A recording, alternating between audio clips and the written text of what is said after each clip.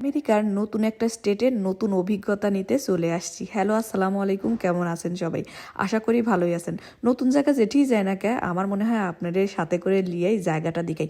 এই জায়গাটা ভাই বোনেরা সেই রকম সুন্দর, তাই মনে হলো কি আপনাদের সাথে করে লিয়াই দিকাই। ও আচ্ছা, আর আমি তো বাংলা পারি না, ইংলিশ তো পারি না, বাংলাই বললো। উপরে রাখা হবে তাহলে গাড়ি তোমাকে মারবে না। ও আচ্ছা, আমি তো জানতামই না। কি সুন্দর ফুলগুলা দেখছ।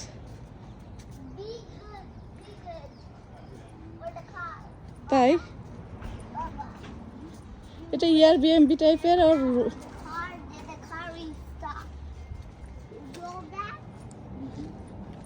আমেরিকার এক একটা স্টেট এক এক রকম সুন্দর এবং বাড়িঘরগুলো না এক একটা স্টেটে এক এক রকম। এই জায়গার বাড়িঘরগুলো দেখে অবাক লাগতেছে।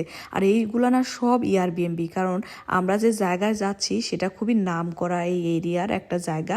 তো যে কারণে আমেরিকার প্রত্যেকটা মানুষই এই সকল জায়গাতে ঘোরার উদ্দেশ্যে পরিবার নিয়ে আসে। যখন পরিবার নিয়ে আসে সবাই কি করে এই ধরনের এয়ারবিএনবিগুলোতে থাকে, কারণ এই ধরনের এয়ারবিএনবিতে অনেক ধরনের সুবিধাও থাকে। আপনি নিজের মতো করে রান্না বান্না করে খাইতে পারবেন, নিজের মতো করে চলতে পারবেন। আমার এই বাড়িটা খুব পছন্দ হয়েছে। এখন আপনাদের যে জিনিসটা দেখাবো সেটা কি আপনারা চিনতে পারছেন? কে কে চিনতে পারছেন অবশ্যই জানাবেন।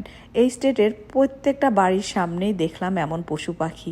কেউ কিচ্ছু বলে না, কারণ আপনারা জানেন আমেরিকায় পশু পাখিকে কোনোভাবেই কিন্তু করা যায় না কিংবা মারা যায়, তাহলে কিন্তু জরিমানা হয়ে যায়। এই ধরনের পশু পাখিগুলো দেখে ভালোই লাগলো। ওইটা কিন্তু গাধা ছিল আর হরিণ ছিল। আমি জানি না আপনারা চিনতে পারছেন কি। আমেরিকার কিছু কিছু বিষয় কিন্তু বিশাল রুলস মেনটেন করে।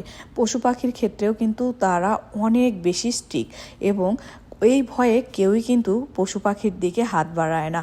আজকের যে জায়গাটাতে নিয়ে আসছি আমার সত্যিই মন ভালো হয়েছে, আপনাদেরও মন ভালো হয়ে যাবে। আর এত পরিমাণ মানুষ এখানে আসছে, যেহেতু আমরা যে টাইমে আসছি সেই টাইমটা আমেরিকার লং উইকেন্ড। আমেরিকার লং উইকেন্ডে মানুষ আর ঘরে থাকে না, যে যার বাচ্চা কাচ্চা নিয়ে পরিবার নিয়ে ঘুরতে বের হয়। আর এইখানে আসার পরে সত্যি সবার মনই ভালো হয়ে যাবে। পানি দেখলে, পাহাড় দেখলে কার না মন ভালো হয়ে যায়। আর যদি হয় এত সুন্দর একটা মনোরম পরিবেশ, তাহলে তো কোনো কথাই নেই। আমার খুবই ভালো লাগছে। আমি জানি না আপনাদের কেমন লাগছে। চলেন একটু সুন্দর করে দেখাই যে কি পরিমাণ মানুষ এই জায়গায় ঘুরতে আসছে। ইচ্ছা করছে সারাটা দিন এখানে কাটায় দিই, কিন্তু আস্তে আস্তে আমাদের সন্ধ্যা লেগে গেছে এই জায়গাটাতে। কারণ নতুন জায়গা তো চিনতেও পারতেছিলাম না। অনেক জায়গা দিয়ে ঘুরে ঘুরে তারপরে এই সুন্দর জায়গাটা খুঁজে পাইছি। আর মনে হলো কি একটা জায়গায় শুধু একটা জিনিস তো দেখলে হবে না, আশেপাশের পরিবেশগুলো তো দেখতে হবে। তাই আবার চলে আসলাম এই পাশে। এই পাশের জায়গাগুলো খুব সুন্দর। সামনে আর একটা সুন্দর জিনিস আপনাদের দেখাচ্ছি, দাঁড়ান। নতুন স্টেটটাতে এসে আমার সত্যিই মন ভরে গেছে। অনেকে এখন বলতে পারেন যে আপু এই স্টেটটার নাম কি? এটা ছিল অরিগন, আর আমরা যে বিচটা দেখালাম ওটা ছিল ক্যানন বিচ। এই বিচটা দেখাইতে দেখাইতে যখন রাস্তা দিয়ে যাচ্ছিলাম তখন মনে হচ্ছিল কি গানটা গায়ে ফেলি। এই পথ যদি না শেষ হয় তবে কেমন হতো তুমি বলো তো।